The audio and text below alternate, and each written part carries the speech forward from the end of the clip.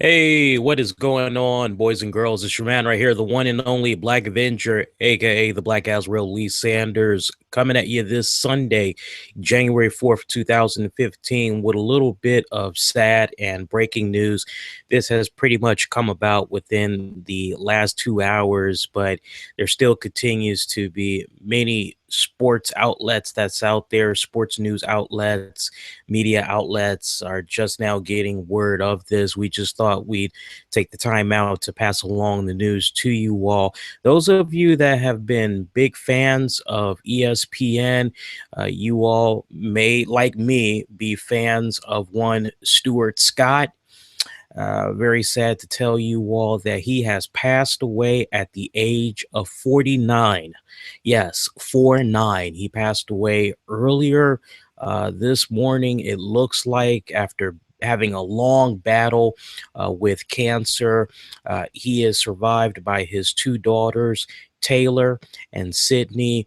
Now, for those of you that may not be aware of Stuart Scott, and you may be saying to yourselves, why should I care about this passing or whatever? If you're in the sports, this should be a very strong name that you should be very familiar with, as when it comes to all the color commentators and sports anchors that I can think of, no one did it better than Stuart Scott. Stuart Scott, he had class, finesse, and to me at least, he just really wore his heart on his sleeve. You know, so many times, and I check out a lot of sports, I'm sure, as the next person, but for me, when I need my go-to fix and everything, I don't like to have it be broken down to me in a way where I kind of feel like I'm a little bit stupid, or I kind of feel as though I'm in over my head and what I'm checking out.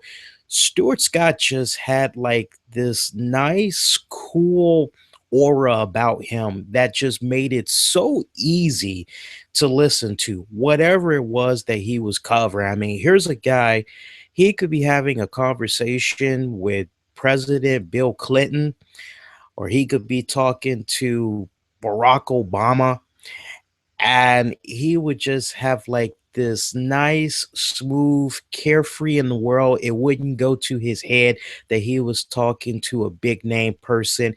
He could be sitting across from Michael Jordan, and he has. I mean, he has sat across from some very big top names in the business, whether it's sports, entertainment, politics, you name it. And he's been able to do it with a very calm, collected head.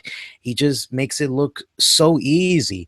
And those of us that call ourselves columnists, broadcast journalists, especially if you're African American, Stuart Scott is just one of those guys that you really kind of looked up to for inspiration. I know that we have some people out there, they're like, well, what about Stephen A. Smith? Stephen A. Smith, to me, very loud, very obnoxious, a little bit ghetto. And as we've seen from time to time, his mouth has gotten him into some serious trouble. Stuart Scott, on the other hand, I can't really recall a time where his mouth has gotten him in trouble. If it has, I don't really know anything about it. It would be news to me to hear about it for the first time. You know what I'm saying? Now, as I said, he was a American sportscaster, mainly known for his work on ESPN, most notably on Sports Center, and he had joined ESPN uh, through the ESPN2 network when it had launched back in 1993 as the host of Sports Night. He would then work for ESPN as anchor for Sports Center, as well as the NFL, NBA.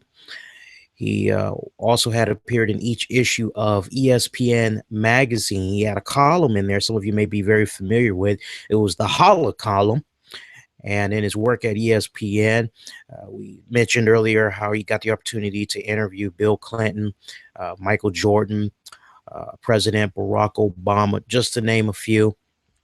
But he really came under the microscope and gained a lot of exposure when he had did Sports Center with fellow anchor Rick Eisen, who would later go on to the NFL Network. And the two of them, I mean, they were like this. They were like this, you know what I'm saying? And that dynamic duo right there, I mean, they had some really great chemistry that was going on. If you guys got a chance to catch some of their magic together, you know exactly what I'm talking about. They were just rolling out the catchphrases like it was nothing. Speaking of Rich Eisen, he actually had some things to say about the passing of his friend. I actually want to play that audio for you guys right now. So just indulge me. It's about maybe 2 minutes, 50 seconds. We'll play the audio for you guys right now. Hopefully, you can hear it very well. Then I'd like to come on back, wrap this up, and offer a little bit more thoughts on the passing of Stuart Scott. But this is what Rick Eisen had to say on NFL Game Day earlier this morning. I'm going to take a moment, though, if I may, on this moment on the show, and turn the clock back to 1996, when I was a 26-year-old Sports Center anchor from New York City. A Jewish kid from New York City walking onto the set and being teamed up with a guy who I'd seen on television but I'd never met before. A proud African-American Chicagoan by way of North Carolina due to his school bleeding Carolina blue. And the two of us became married on television, essentially referred to himself as my TV wife. And I cannot believe that I'm now sitting here on television reporting to you the news that I heard about 10 minutes ago. That Stuart Scott has died. One of the most joyful, full of life individuals I have ever come across. Lived his life the way his parents wanted him to live it, the way he felt he should live it. He broadcast the same way, a groundbreaking broadcaster in the world of sports television. I love this man. I still love this man. And the fact that he has passed away is absolutely mind-boggling and a travesty. He battled cancer as bravely as anybody else. And I know that there are many people out there who are battling cancer right now and Stuart would want you to know to keep fighting, and that he didn't lose this battle of cancer. He fought it as bravely as he possibly could. And as you go to bed tonight, flip your pillow over to the cool side. And before you go to sleep, as Stuart would say, you hit your knees tonight and pray to the big man for his beautiful daughters who he loved, Taylor and Sydney. Pray for Stuart and his family, his parents, his siblings, his girlfriend, his ex-wife, everybody who he loved. And that includes you, the sports fans, even those who hated on him. He thrived on it. That's because he is who he is and was, I believe it's past tense, who he was. Stuart Scott is dead at the age of 49. I love you, Stuart. Wherever you are, Godspeed. Rest in peace.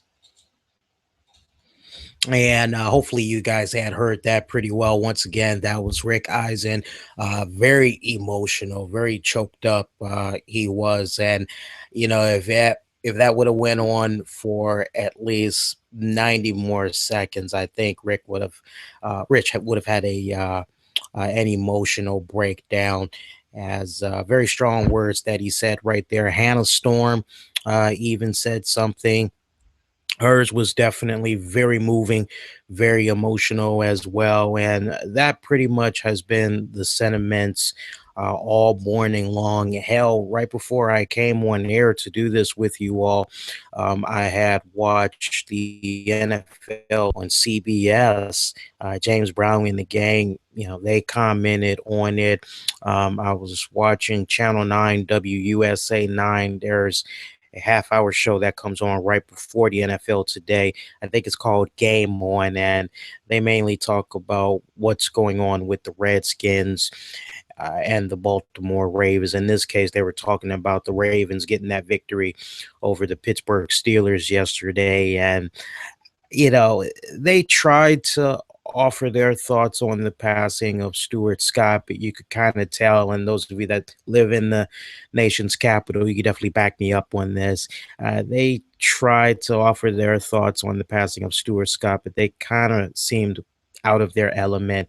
They really didn't seem as though they knew him personally, not enough to really make you feel that loss, you know. And as I sit here before you all, I can't really help but kind of take just a little bit of comfort knowing that at least Stewart, in some shape or form, was able to spend his final days, hopefully with his daughters, with family, with those who he really loves and care about the most. You know, there's that part of me that says, well, you know, at least there was Halloween, there was Thanksgiving, at least there was Christmas, at least there was New Year's. Probably New Year's is a little questionable. He might have been in the hospital by that point. He might have been in hospice. Who knows? Hopefully, a little more details will come out surrounding what was going on with him in the final weeks, final days leading into his passing. But there's just that little small part of me that kind of takes a little bit of comfort knowing that in some shape or form, he was able to an extent to spend some time with his family during the holidays. But there's not going to be another Stuart Scott. You know, I remember how he had showed up at the ESPY Awards last year. I mean, at this point, this man had already been operated on a few times. And here he was standing strong, you know, letting everybody know that he's battling it and he's taking it one day at a time, how it was going to have the best of him. And, you know, it just, for me, it reminded me all over again of Patrick Swayze. And I'm a big Patrick Swayze fan. So you can only imagine how devastated I was when he had passed away. But I think the greatest travesty of it all is the fact that Stuart Scott lost this battle to cancer at such a young age. Such a young age. I mean, 49.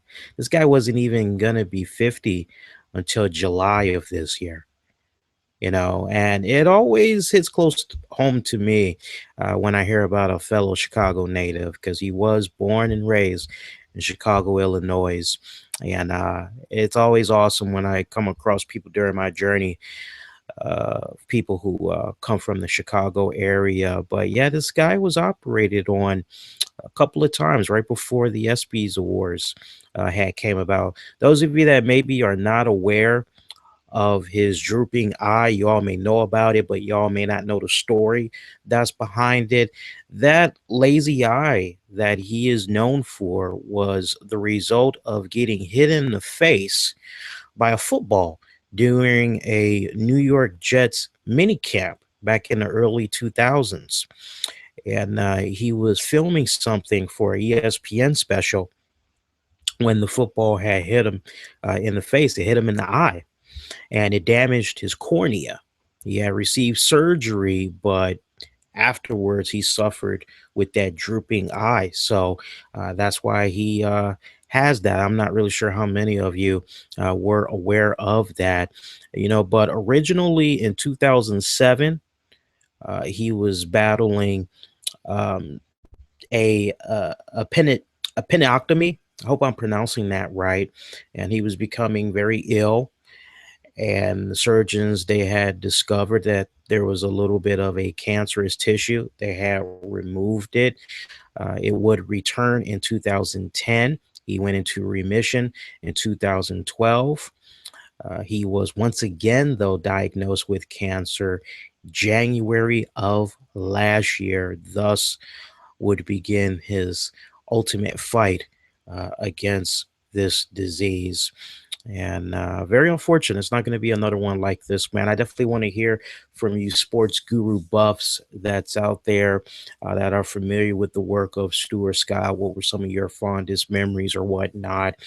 As I definitely am curious what you all have to say, and we'll follow up on what you all have to say on a future radio edition episode of the RCWR show. You can catch it Tuesday nights on Spreaker. That's Tuesday nights, 10 p.m. Eastern on Spreaker.com. Just check out all the links you need in this episode description.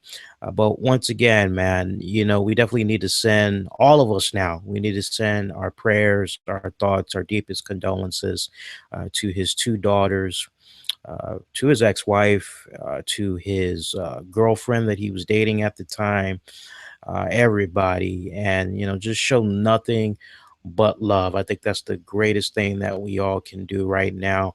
And to kind of follow up on what Rich Eisen said earlier, yeah, before you go to bed tonight, send your prayers, man. Send nothing but the best. And once again, uh, you know, I just want to say this in closing. Cancer, it's a tough son of a bitch. It is a tough son of a bitch. It's a serious battle to fight. If you know anybody that has cancer, do what you can to show your support. Most importantly, show your love. Do what you can to try to get out there and represent, spread awareness.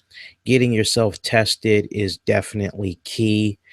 It just goes to show you it doesn't matter how old you are, how young you are, it can come at you at any time. So get yourself checked up. Knowing is a very beautiful thing because the sooner that you know what's going on, hopefully, the better it is that you can get proper treatment and beat it, because catching it early, that is really the key. That is really the key. But that's all I have to say to that. I want you all to try to enjoy the rest of your weekend. And if it's your first time checking us out, make sure you follow us, as I'd love to have you subscribe to us so you never miss out on content we do free here on a weekly basis. We'll definitely continue to provide you guys updates with everything that's been going on with Stuart Scott. If not before the weekend is out, we'll definitely follow up on our next radio edition of the RCWR show when we have more info as far as funeral arrangements, things of that nature. But in the meantime, I want for all of you all to be safe. Most importantly, be kind to one another. We will see you next go round. Everybody, do take care.